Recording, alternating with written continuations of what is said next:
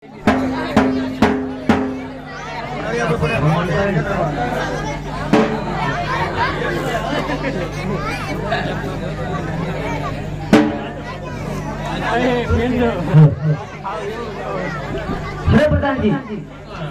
મોહમ્મદ સાહેબ એકલો 7 વખત આપણી પર ચડાઈ કરી, સત્તા હારી ગયો છે, 8મી વખત જરૂરી આપણી ઉપર ચડાઈ કરશે, તે માટે રાજનો એક પહેરો કરો.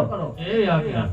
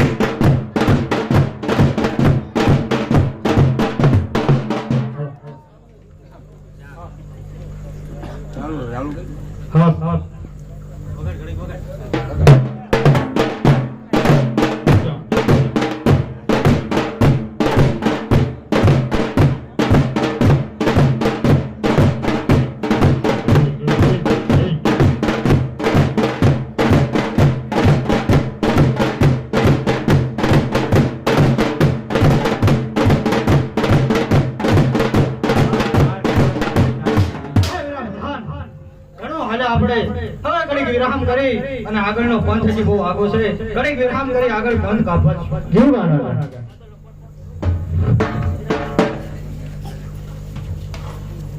અરે વીર આપણે સામે કોઈ નગરી દેખાઈ રહી છે, નક્કી પાવાનો પતિ રાજા હોવો પડે આપણો દુશ્મન.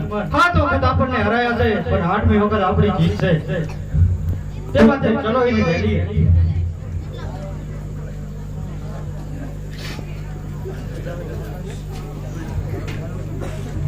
અરે ઓ તારા મહારાજાને જઈને કહેજે અમદાવાદ મહેમત ગયો છે.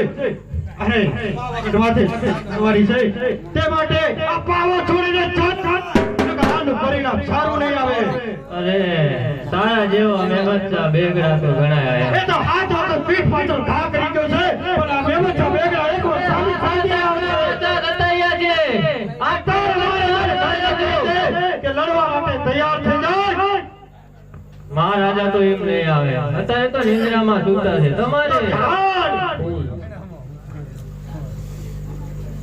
એમ નહીં જાગે.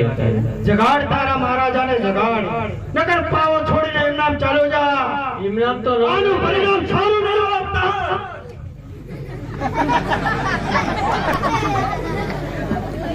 ફરી કહું છું, માની જા તારા મહારાજાને કહીને કે મહેમદ શાહ બેગડો અમદાવાદ થી આવ્યો છે અને પાવાગઢ માથે ચડાઈ કરવાની છે અને આ પાવો છોડીને ચાલ્યો જા. તું આયા પાવાગઢ માટે ચડાઈ કરવા માંગે છે ને કરતા તું કેવું કરી જા. અરે તું જતો રે, હું તો ઠેર અમદાવાદ થી લાંબો થયો છું પણ હવે જીત મેળવ્યા વગર અહીંથી જાય નહીં. અરે આમ નહીં માને, મારે મહારાજા ભાઈ જરા જવું તો. અરે મહારાજા અમદાવાદ થી મેમચા બેગડા આયા છે અને આપણા રાજ્ય માટે લડાઈ કરવા માંગે છે. અરે પ્રધાનજી તો મહેમદ સાહેબ બેગડાને કહી દો કે લડવા માટે થઈ જાય તૈયાર. તો થઈ જા મહારાજાનો હુકમ છે.